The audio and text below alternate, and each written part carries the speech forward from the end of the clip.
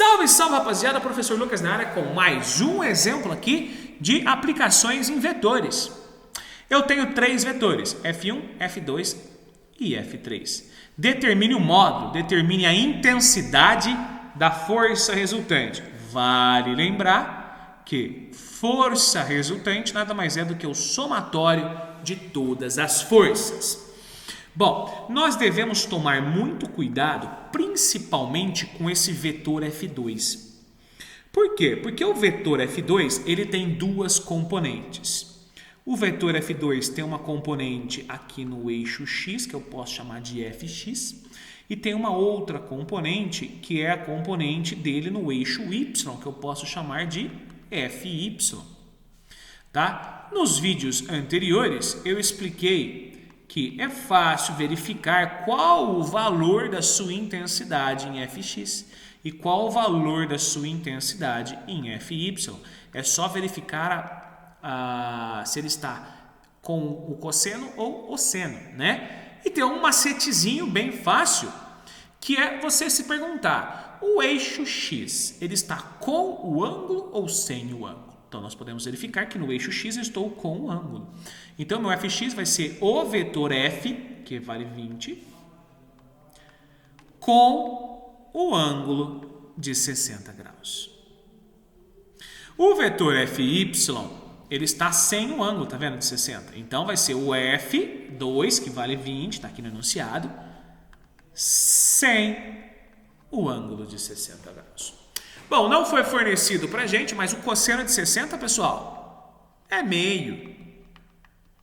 Então, ficaria 20 vezes meio, 10. Lembrando que todos são positivos nesse caso, porque o x aponta para a direita, positivo. O y aponta para cima, que também é positivo.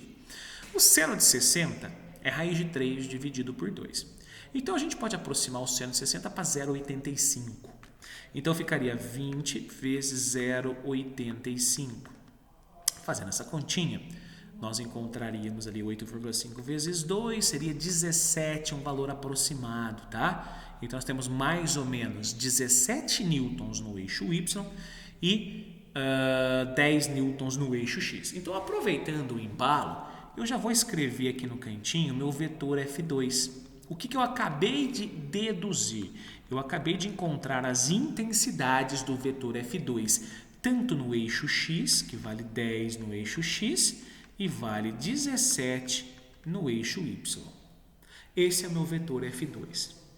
Porém, para achar o F1 e para achar o F3, gente, é muito fácil. Por quê? Porque o F1 ele está inteiramente no eixo x e ele vale 30. Significa, então, que meu F1 é 30 negativo no eixo x, porque ele está para a esquerda, e não vale nada no eixo y, porque ele não existe no eixo y, ele está inteiro escrito, representado no eixo x.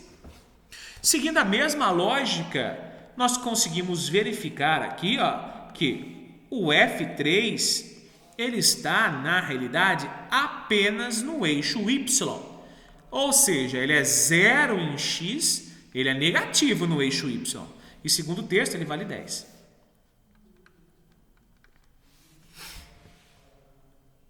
É isso aí. Bom, então o que é a resultante? A resultante vai ser a soma desses vetores e somando os vetores eu tenho a minha força resultante. Então, ficaria menos 30 mais 10 com mais 0, menos 20 no eixo x, mais 0 com mais 17 com menos 10 é mais 7 no eixo y. Esse carinha é o meu vetor soma. Maravilha. Mas eu quero o seu módulo, eu quero a sua intensidade.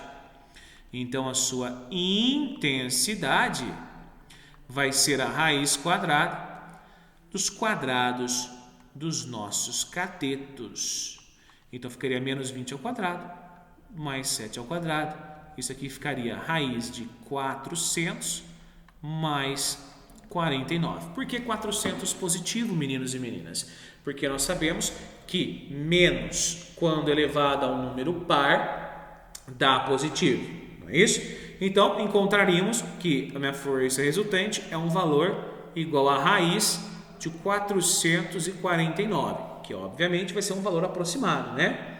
449, a raiz quadrada disso vai dar aproximadamente 21,2 newtons, tá bom? Que está mais próximo da alternativa D de dado. Por que deu um valor aproximado, meninos e meninas? Porque nós aproximamos a componente Fy do meu vetor F2. Então, se eu aproximei lá em cima, a minha resposta também será um valor aproximado, conforme nós conseguimos ratificar aí com a alternativa D de deu desse exercício.